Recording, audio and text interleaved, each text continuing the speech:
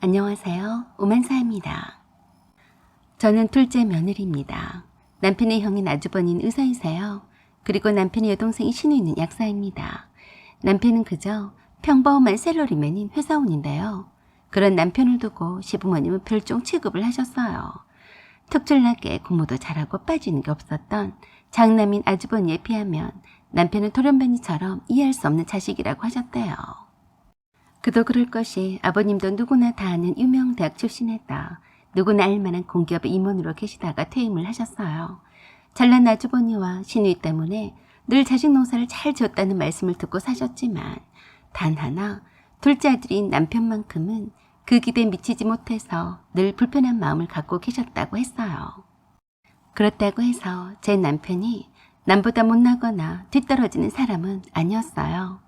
그래도 나름 중상위권 수도권에 대학을 졸업을 했고 월급여도 만만치 않은 외국계 기업에서 일하고 있어요. 다만 시부모님의 자식을 보는 기준이 아주버니한테 맞춰져 있다 보니 남편은 상대적으로 못나 보였던 거죠. 하지만 남편은 워낙 낙천적인 성격 탓인지 그런 것에 별 신경을 쓰지 않는다고 했습니다. 제가 오히려 은근슬쩍 비춰지는 시부모님의 차별 같지 않은 그 미묘한 차별 같은 것을 느꼈을 뿐이었죠. 그때도 이맘때쯤이었어요. 구정을 앞두고 시어머니께서 저에게 연락을 해오셨어요. 아가, 날도 추운데 잘 지내냐? 우리 은석이랑 윤석이는 감기 안 들었냐? 네, 어머니. 아직은 안 걸렸어요. 어머님과 아버님은 별일 없으시죠? 아니다. 여기는 추워서 말이다. 아파트에 살 때는 몰랐는데 집이 커서 그런지 난방비도 무시 못하겠다. 그래도 어머니, 벽난로에 불 지피시고 난방도 따뜻하게 하셔야 해요. 그러자 한숨을 쉬시며 그러셨어요. 괜히 욕심 많게 큰 집을 지었나 싶다. 우리 두 늙은이가 이렇게 큰 집에 난방을 다 돌릴 수도 없고 말이다. 시부모님은 아버님이 퇴임을 하시기 전에 지금 사시는 전원주택을 지으셨어요. 마음 같아서는 저 아래 제주도에 있는 탁 트인 해변가를 바라보는 언덕에 멋진 집을 짓고 싶어 하셨지만 자식들과 너무 동떨어져 살기 싫어하는 시어머니 때문에 저희와 그리 멀지 않은 곳으로 3층짜리 전원주택을 크게 지으셨어요. 시부모님의 생애 마지막 집이라고 여기시고 닭장 같은 아파트의 낮은 층고에 불만이셨던 아버님이 층고도 넓고 거실 통장도 크고 넓게 해서 정성을 들여서 지으신 전원주택이었어요.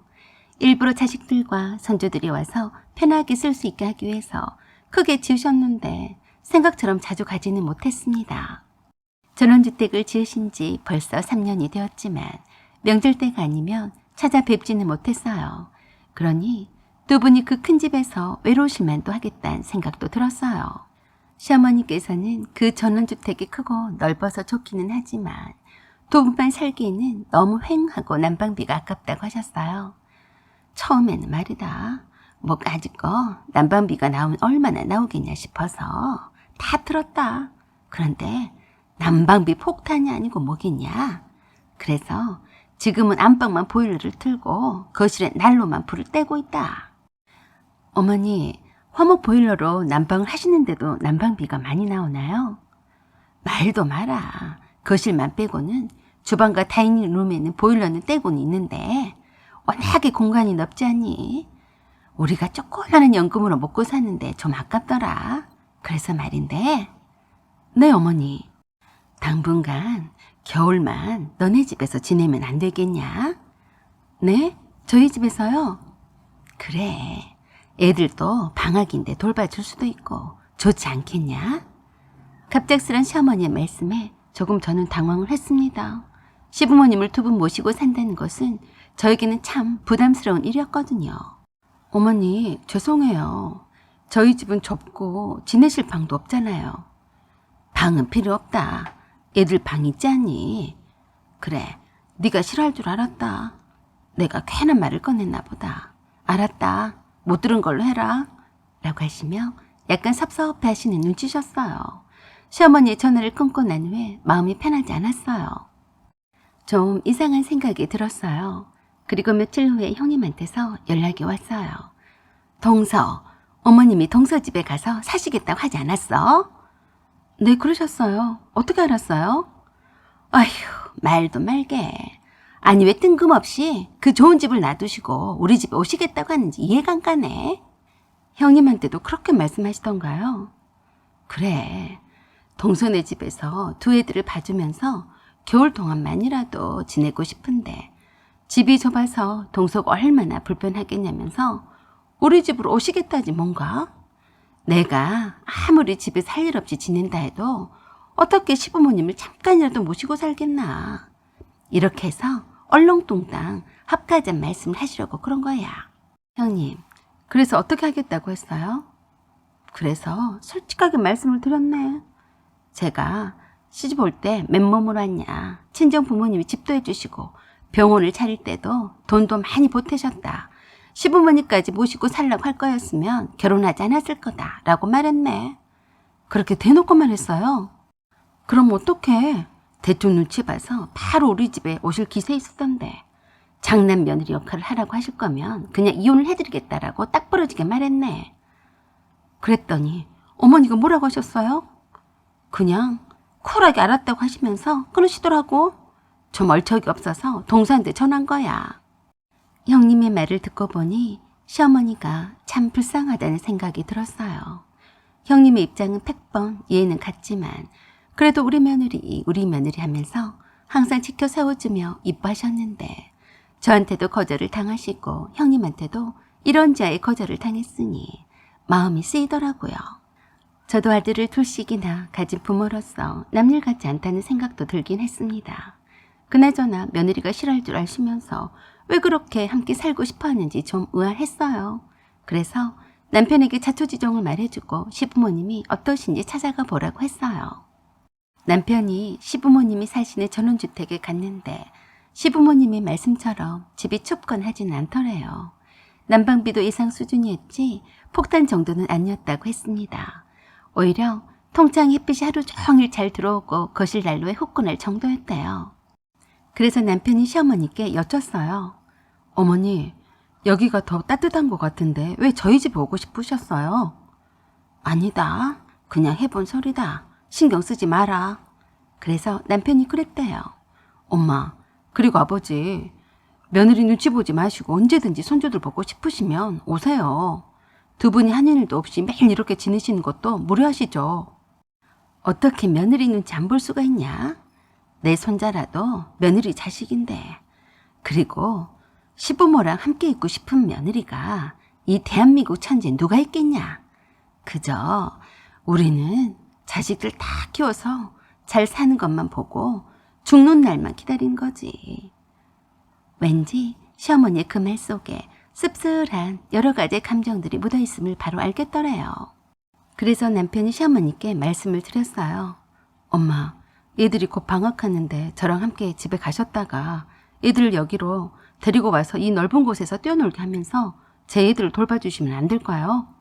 그 말에 갑자기 얼굴 표정이 달라지던 시어머니가 그러시더랍니다. 은석이 엄마가 괜찮다고 하더냐? 은석이 엄마야 고맙죠.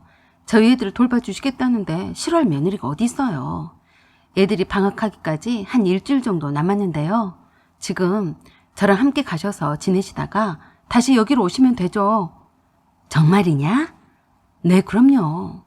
시어머니는 갑자기 얼굴에 화색이 돌면서 반가워하시더니 말씀을 많이 하시더랍니다. 내가 너도 알다시피 세상에 낙이라곤 자식들 보는 재미밖에 더 있었냐? 그동안 말은 하지 않았다만 네 형이 애들도 얼마나 보고 싶었는 줄이나 아냐? 그래도 학원 다니한다 어쩐다 하니까 네 형수한테 말도 못 꺼냈다. 뭐든지 애들 공부가 우선이고 네 형수 눈치가 보여서 내 금쪽 같은 손자와 손녀인데 커가는 것도 제대로 못 보고 한 번씩 할머니 할아버지를 봐도 대면대면 하지 않겠니? 내가 살면 얼마나 살겠냐? 그래서 은석이와 인석이에게만큼은 할머니 할아버지에 대한 추억들을 남기고 싶었다. 그렇게 해서 남편은 시부모님을 모시고 왔어요. 저도 시부모님의 자식 사랑과 성자 사랑을 잘 알고 있었기에 오히려 감사했어요. 방학 중에 저 천방지축 두 녀석들을 어찌해야 할지 고민이었거든요. 남편과 상의 끝에 다니던 학원들도 방학 중에 잠시 끊고 할아버지 할머니와 함께 자연 속에서 지내도록 했어요. 시부모님이 편히 사용하기 위해서 남편이 서재로 쓰던 방을 잘 정리해서 깨끗이 치워드렸지만 두 분은 항상 제 아들이 함께 쓰던 방에서 사시다시피 하셨어요. 그리고 아침에 제 아들들을 깨워서 직접 먹이시고 학교 가는 길도 손잡고 따라가시고 학교 앞에서 기다렸다가 오면서 맛있는 거 사 먹이고 학원도 보내셨어요. 짧은 일주일간의 기간이었지만 우리 아들들도 시부모님도 참 행복해 보였습니다. 그리고 두 아들의 손을 잡고 할아버지와 할머니 집으로 가는 모습은 그림과도 같았어요. 방학 동안 아이들은 시부모님과 함께 잊지 못할 추억들을 만들고 왔습니다. 지금 생각을 해보면 그때 왜 좀 더 일찍 이런 시간을 갖게 하도록 하지 않았을까 하고 후회가 됩니다. 그 후 아버님이 모두를 불러서 말씀하셨어요. 네 어머니가 암 진단을 받은 지 몇 달이 되었다. 항암 치료를 받기 전에 꼭 손주들과 함께 지내보고 싶다고 해서 미리 말하지 않았다. 그동안 암 선고를 받고 우울증이 심했는데 은석이와 윤석이 덕분에 많이 힘을 얻었다. 그 말에 남편과 아주버니와 시누이는 하늘이 무너지는 듯이 슬피 울었어요. 저와 형님은 할 말을 잃고 말았었죠. 시어머니가 어쩐지 이상하다 싶었는데 마지막일 수도 있는 온전한 모습으로 평소에 그래도 보고 싶었던 손주들과 시간을 보내고 싶으셨던 거였어요. 그런 줄도 모르고 형님과 제가 시어머니를 늦추기 바빴으니 역시 며느리는 남의 자식이구나 싶으셨겠다 싶었어요. 병원에 입원을 해서 치료를 받는다 한들 치유되어서 돌아온다는 보장도 없고 아픈 몸으로 사랑하는 손주들 얼굴이나 제대로 볼 수 있겠냐 싶으셨던 겁니다. 시어머니는 오래도록 병원에서 치료를 받으셨어요. 할머니를 궁금해하는 우리 애들을 데리고 자주 병문안을 갔습니다. 그리고 1년이 지난 어느 날 자식들이 다 보는 앞에서 마지막 인사를 했어요. 아주버니와 남편과 며느리들에게는 애써 미소를 띄우시는 것 같았는데 우리 은석이와 윤석이를 보시더니 눈물을 흘리셨어요. 우리 애들에게 마지막 인사를 하셨어요. 나지막하게 사랑한다 내 새끼들 이라고요. 그렇게 며칠 후 하늘나라에 가시고 혼자 남으신 아버님은 극도로 늙어버리셨어요. 주말에 한 번씩 찾아뵙곤 했었는데 속마음을 잘 드러내시지 않으셨지만 우리 두 아들들이 언제 또 오나 싶어서 눈 빠지게 기다리시는 눈치셨어요. 그리고 우리 은석이가 할아버지한테 공부 못하고 학원에 잘 빠지고 놀러 갔다고 엄마한테 혼났다고 이럴 때도 그러셨어요. 은석아, 공부는 말이야 잘하면 좋지만 못해도 기죽을 필요 없다. 엄마한테 야단을 맞아도 그냥 잘못했습니다 라고 공손히 말씀을 드리고 또 학원 다니기 싫으면 참지만 말고 다니기 싫다고 공손히 말씀을 드려라. 인생의 목표는 공부가 아니거든. 어떻게 하면 우리 모두가 행복하게 사는 것인지가 중요한 거야.